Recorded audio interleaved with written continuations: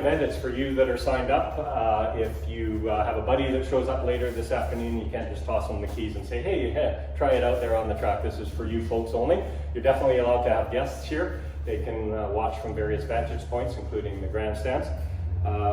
So we use a system of flags to communicate and direct driver behavior. First things first though, you have an instructor with you all times today until you're signed off solo. Most people, a large number of you, will get signed off likely at the end of the day or near the end of the day. But you have a contract with your instructor and they have a contract with you. They want to go home to their loved ones at the end of the day. They want you to go home to your loved ones safe and sound at the end of the day. And they want your beautiful cars to go home in one piece at the end of the day. So the onus is on them to try and do their best to keep you safe. And your end of the bargain, your end of the contract, is to listen and explicitly follow all of their instructions. And if you do that, you're going to have fun, you're going to learn something, and you'll be safe, and you'll go home with maybe just a few more bug splatters on the car than anything else. So that's the deal. If you are in the paddock and it's the green group's time to go out according to our schedule, and we do try our best to stay on schedule, if your instructor is not in the car with you at that point, don't just go out on the track because everyone else is. Wait for your instructor. They'll get to you, they'll find you, they'll get in the car. Who here has met their instructor yet? A couple of you. The instructors will introduce themselves after this meeting's over at 9 before we start the parade laps. At 9 o'clock, we're all going to head out there with our helmets. Anybody need helmets? Everybody got your helmets? If you do need helmets, they're here. But at 9 o'clock, you're going to head out for parade laps. It means you're going to be driving around the track at about 70 kilometers an hour, no passing, all the yellow flags will be out. And it's your second opportunity to sight the track. You just sighted it out of a bus seat in a bus. You're going to get to go drive around it now at 9 o'clock for about 20 minutes. It warms you up, warms your car up, warms the tires up, warms the track up. So that's your second opportunity to see the track. And then you'll be alternating either in the car for about 25 minutes at a time, or once you're done in the car and your instructor's debriefed you after that session, get a drink, get a washroom break, but then please come in here and we're going to do our best to give you a classroom material. Unfortunately, I have never presented a classroom material, so we're going to have to wing it here with the slides that I have, and we'll do the best we can. Barry is an expert at this, and I've always delegated it to him, so we're going to have to just hope Barry's all right, and you're going to be dealing with me. So as I said, flags. We use a system of flags to communicate and to direct driver behavior. So as we said, I'm going to have to, hopefully that stays on there, and maybe if I plug it in, it will. So we, as I said, we enter on the track just outside here. You've got that starter that stands there. He's looking for a gap, and hopefully he sees one, and he can make you enter on the track with a gap. So we're in a building right here right now. This is how we get on the track. That's where we came off the track. He's standing right here and he's holding, or he's saying it's time to go. It means if it's time to go, don't dilly-dally, just get on the gas, make yourself navigate around that tight 90-degree corner, and then get on the track. For those of you that are on the track, let's say, if you do see someone in this entry lane here, please, slow down, give them the room they need, because they're going to be merging into your driving line, so you're going to need to just adjust your driving line a little bit. Back off, merge together just like you do on the freeway, give each other space, because when they're coming on, they can't do a shoulder check if they've got their helmet on, and if they've got a head restraint on, for instance, they can't do really a shoulder check. So if they've been released onto the track, and unfortunately you're coming through the turn one complex, you just need to back out of it, give them a bit of room, and make room for each other. So that's how we merge onto the track. You're going to then proceed down the track. We'll get into passing zones and passing protocols later in this meeting. So flagging stations, we're going to have one here at the starter where he's letting you on the track. He'll also be working flags. We've got the lady there on the turn 4 exit wall. We've got one way up there in the 7 in the middle of the field. And we've got our gentleman there at the chicane complex, where you would either go off the track into the paddock area or you hit the chicane. So that's 1, 2, 3, 4 different places where we're going to be showing flags. So the first flag you might see at the beginning of your session is the green flag. Pretty straightforward. Green means go. It means it's the start of the session.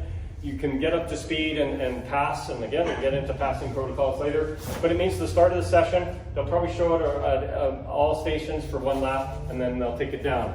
However, what you might see is a yellow flag first. For your first out lap, they may actually run yellow flags at all 4 stations, just to get you familiar with what all the stations are, get you going at a modest pace before they go green flag the next second lap. Yellow flag is a very important flag. We show this flag if there's something up ahead or there's a problem up ahead. There might be an incident up ahead, like a car is spun, car might be spun in the middle of the track, or it might be spun off the track off to the side. Either way, what this means is eyes up, slow down to a slower pace, be prepared to take evasive action. Human nature being what it is, the more violently they wave it, the more imminent there might be an issue up ahead, like a car that's spun across the track and in the middle of the track, and you're going to have to really slow down. So watch for a really violently waving yellow. That means there's something up ahead that you really need to pay attention for and be prepared to take evasive action. Means no passing. So no passing, any car, even if you've caught up to them, no passing until you get to the next manned flag station that's not showing a yellow flag. Once you see a station that doesn't have a yellow flag anymore, it means you've passed whatever the danger is or the issue is, and you can get back to green flag resume. They're not going to show you a green flag, just means that once you don't see a yellow at the next manned flag station, you can get back on it.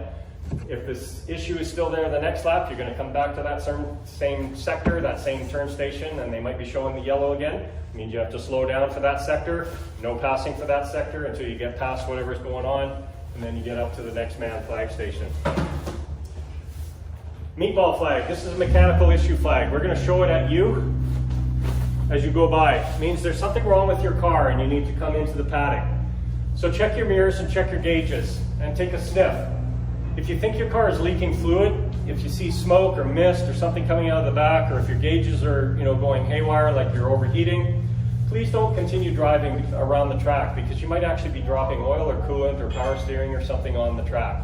We don't want you to do that, so please, if you think you're dragging oil or coolant or something, pull off in a safe area, stay in your car, stay belted in, stay with your helmet on. We'll send the rescue truck out to get you. They'll come help you get around the track and back to the paddock.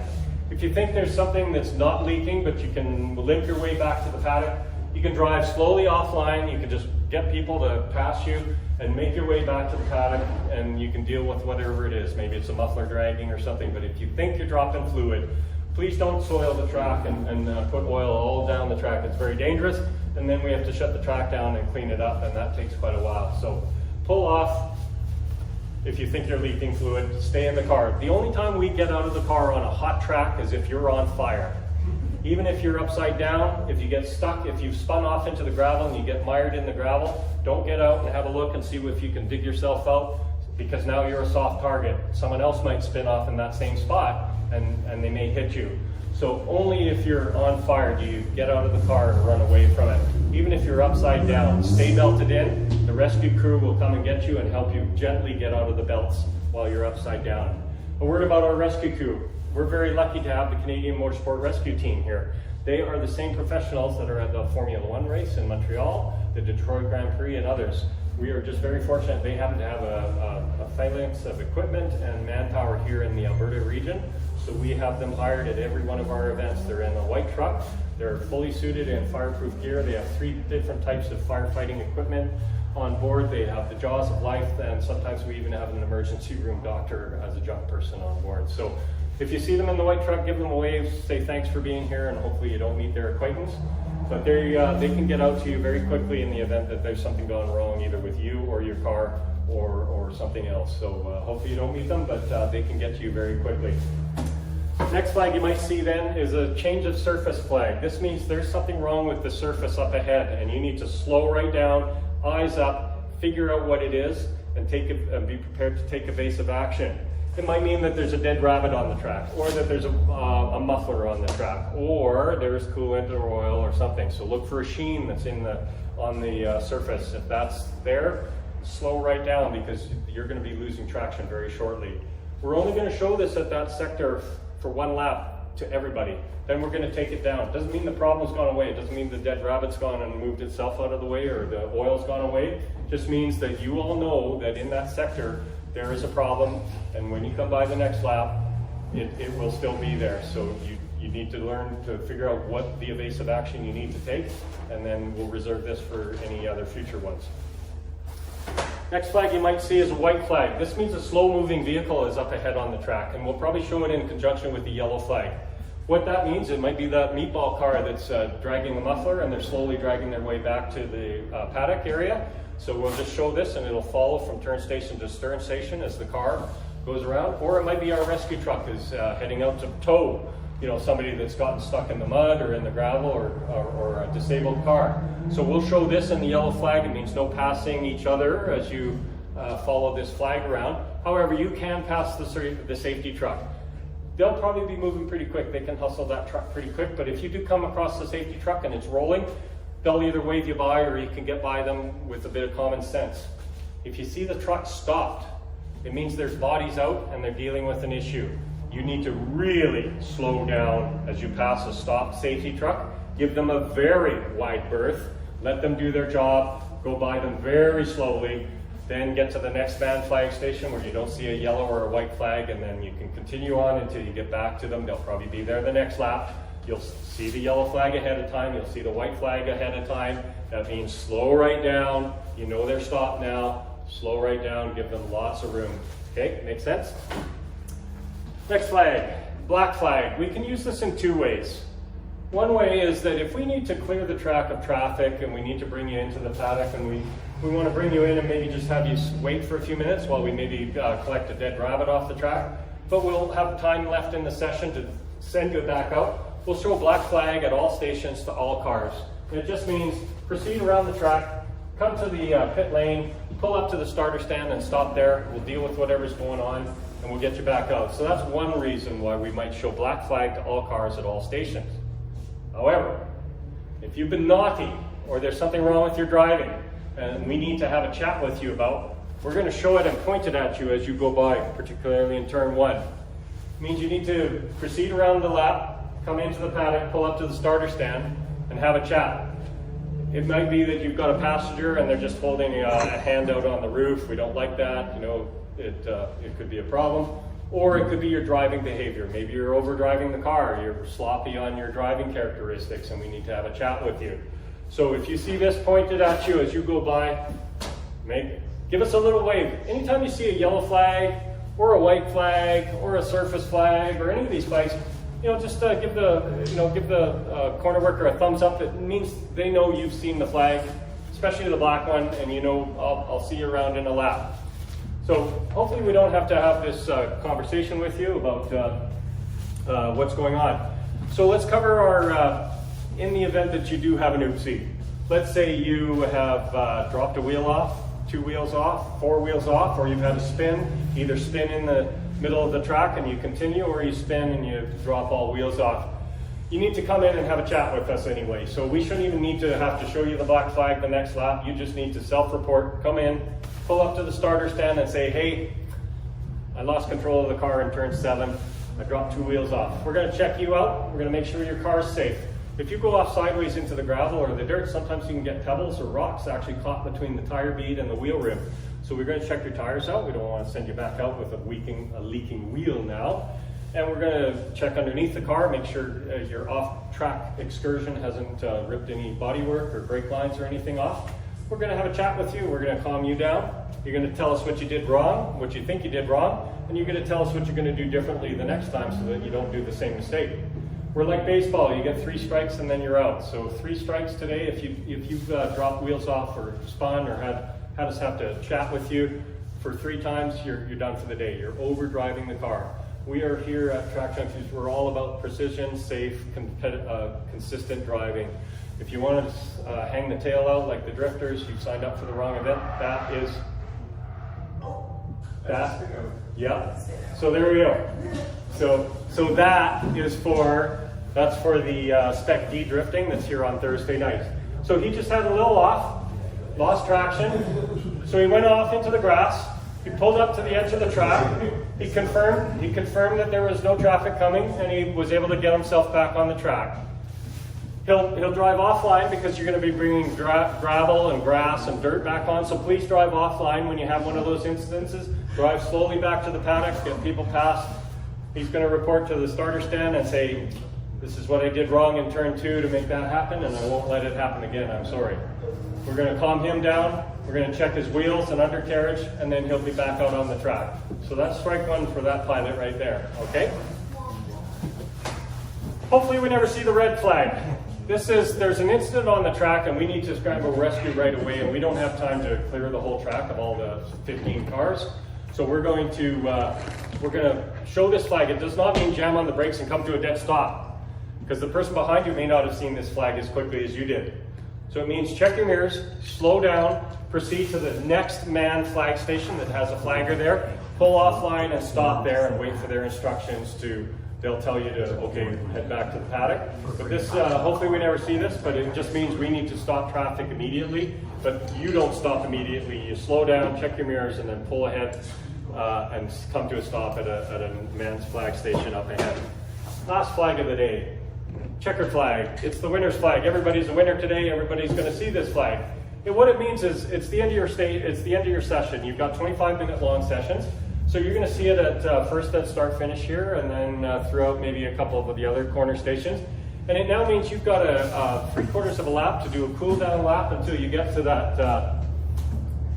Till you get to the pit out here. We put our arms out the window to do pit out, and you're going to come into the paddock like we showed with the bus. Come all the way around. So it doesn't mean go down at parking lot speeds. You need to continue at a reasonable speed so that you've got airflow over the radiator, over the brakes, over the intercoolers and that to cool them down. But it means that hopefully you don't need to use a whole lot of brake or any brake in most of the corners. That's the speed you want to sort of carry on for 3/4 of the lap till you get here, arm out the window, come on into the paddock, and that's the end of your session.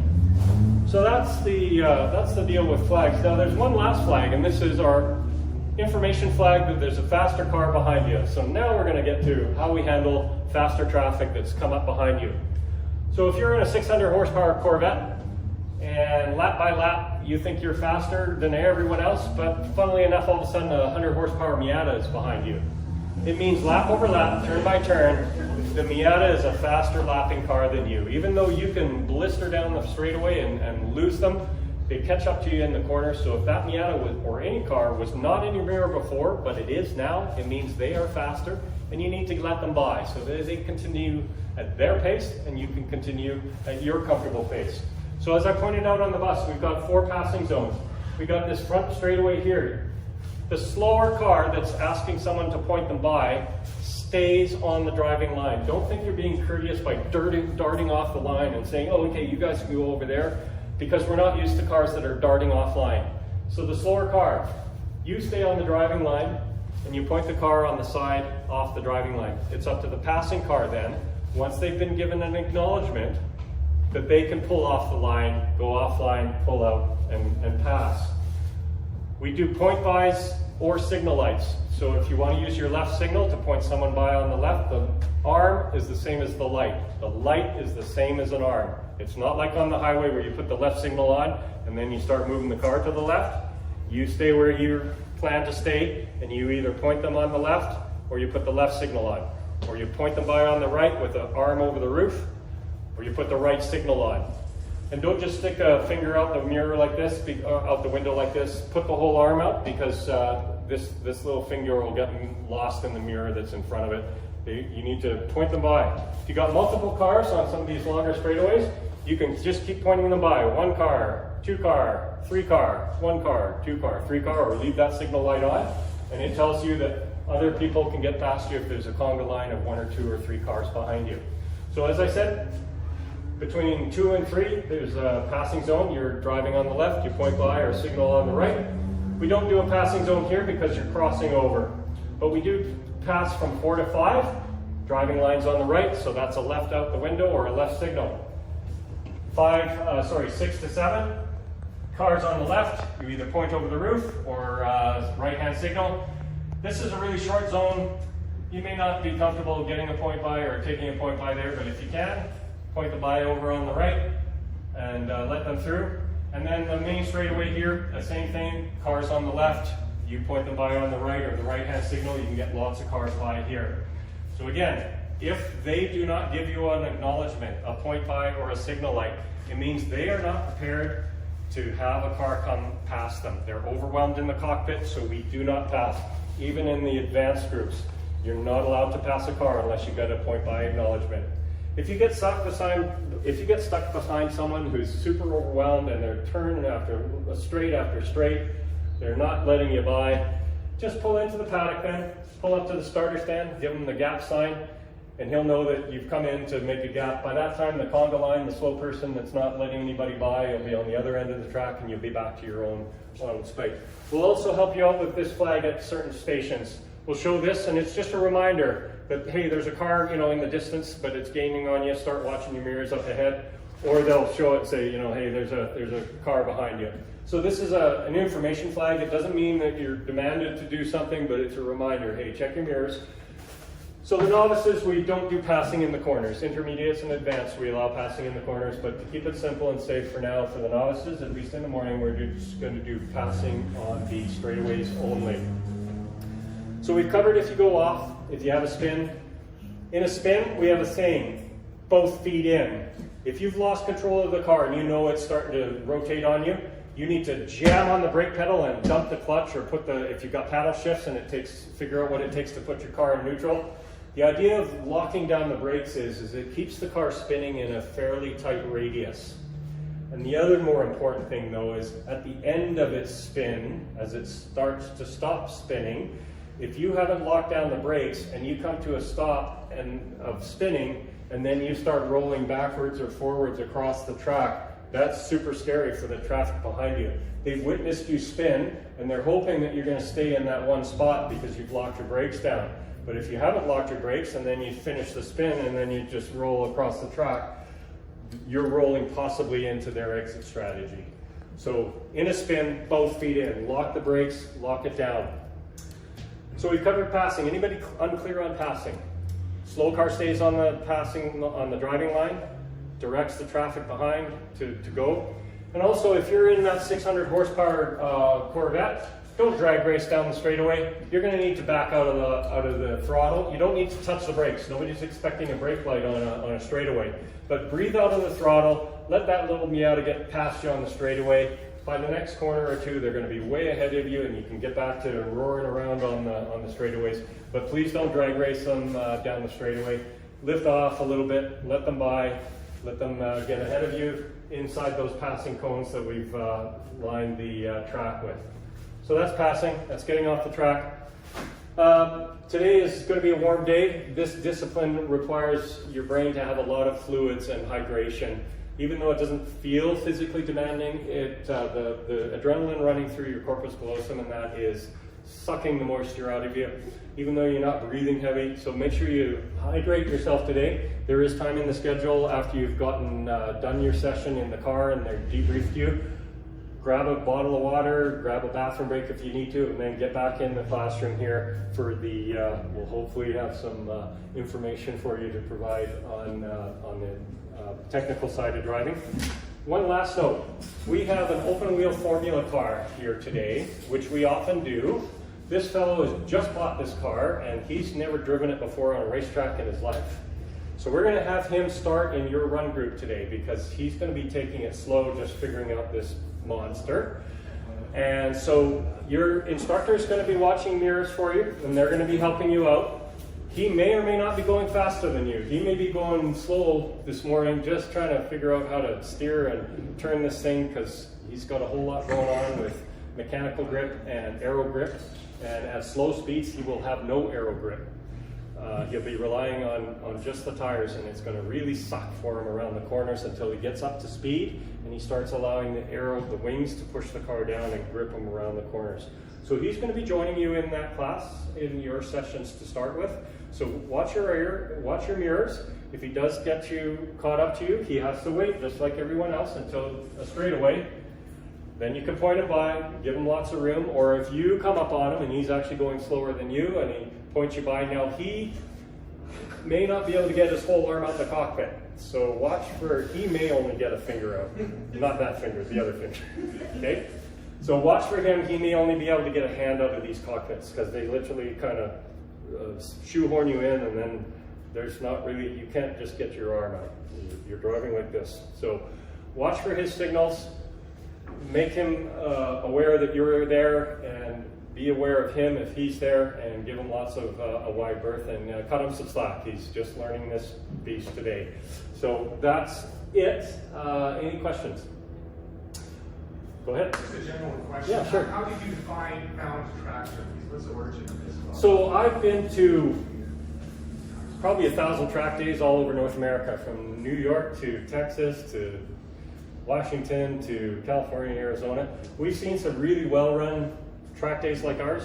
We've seen some really poorly run runs. So there's a great one in southeastern United States called Chin Track Days. They are like the best of the best. So we wanted to model ourselves after them. So we developed this novice education program where you've got an instructor in the car with you, giving you turn by turn, line by line instruction. A lot of other places, Porsche driving school, for instance, if you buy a Porsche and you go to Alabama and places like that, they have a lead follow where they got a guy up in a car, 3 cars ahead of you, there's 3 of you, and you're all on radios, and he's yammering away at you, and you're 4 cars back, and he's talking about a turn that so we've got instructors in the car with you. They're keeping you safe. They're giving you instruction. When you're not there, you're in here. And we have the CMRT rescue team. We've got an ambulance as well, and that has 2 trained paramedics as well, always on standby right next to the track. So we like to think that we kind of did the best of what we've seen across North America. And this is our opportunity to induct some new junkies into the fold. It's a great rewarding sport. We're not making racing drivers out of you. We're making better precision drivers from you. You're going to be able to explore the limits of your car, and we are doing it in a safe, controlled environment where you can enjoy your car.